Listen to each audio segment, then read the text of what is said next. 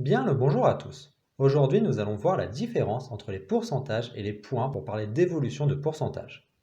Mais avant cela, regardons comment parler d'un changement de longueur. Supposons qu'une longueur faisait initialement 1 mètre, puis que finalement, après transformation, sa longueur devient 1,5 mètre. Dans ce cas, il y a deux manières de décrire ce changement.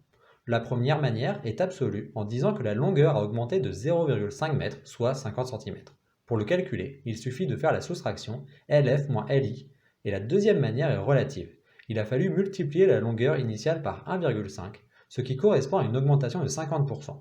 Pour le calculer de manière plus directe, il faut faire 100 fois LF moins LI divisé par LI, ici 100 fois 1,5 moins 1 divisé par 1, ce qui est égal à 50%. Donc, pour parler d'une évolution de longueur, on peut soit la donner de manière absolue en unité de longueur, comme le mètre, soit la donner de manière relative en pourcentage.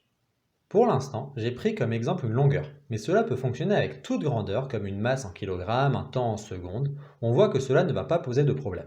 Prenons le cas où l'on parle d'une grandeur g. Initialement, je suis à xi g et qu'ensuite je passe à xf g. Dans ce cas, de manière absolue, mon changement est xf moins xi g et de manière relative, 100 fois xf moins xi divisé par xi pour 100. En général, on ne parle pas de changement absolu et relatif car l'unité nous donne toute l'information voulue. Mais regardons le cas problématique où j'ai une évolution de pourcentage. Dans ce cas, g est égal à %. Cela fait qu'il y a une ambiguïté. Prenons un exemple. Si je passe de 20% à 30%, avec les formules précédentes, la modification absolue est 30 moins 20% qui est égal à 10%, et la modification relative est 100 fois 30 moins 20 divisé par 20, ce qui est égal à 50%. Si on parle de manière absolue ou relative, alors nous n'obtenons pas le même résultat, mais les deux étant naturellement en pourcentage, on risque d'avoir des confusions. Pour lever toute ambiguïté, on pourrait systématiquement parler de changements relatifs et absolus. Mais en pratique, ce n'est pas ce qui a été choisi. Peut-être parce que c'est long de toujours ajouter le caractère absolu ou relatif de changement. Donc, il faut une autre méthode. Comme vous avez pu le deviner, la solution a été de ne pas appeler les deux pourcentages, ce qui lève l'ambiguïté. On appellera donc une des deux quantités pourcentage et l'autre point. Mais il faut pouvoir choisir lequel sera le point et lequel le pourcentage. Ce choix peut paraître arbitraire, mais il faut se rendre compte que selon de quoi on parle, le changement absolu change d'unité, alors qu'en dehors des pourcentages, les changements relatifs sont systématiquement en pourcentage.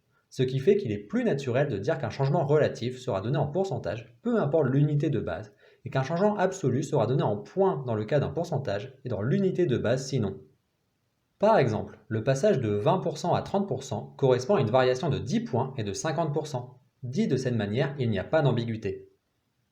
Pour conclure, nous avons vu qu'en général, pour parler d'une évolution, nous pouvons donner une variation absolue dans l'unité de base ou une variation relative en pourcentage. Mais cela pose problème dans le cas d'une évolution de pourcentage. C'est pourquoi il a été choisi de parler d'évolution absolue de pourcentage en points et d'évolution relative de pourcentage en pourcentage. Nous pourrions penser que ce problème correspond à un débat d'experts. Mais ce n'est pas tout à fait vrai, car lorsque l'on parle d'évolution importante par rapport aux données de notre société, comme le chômage ou la criminalité, il est important d'en parler sans ambiguïté et de pouvoir le comprendre adéquatement.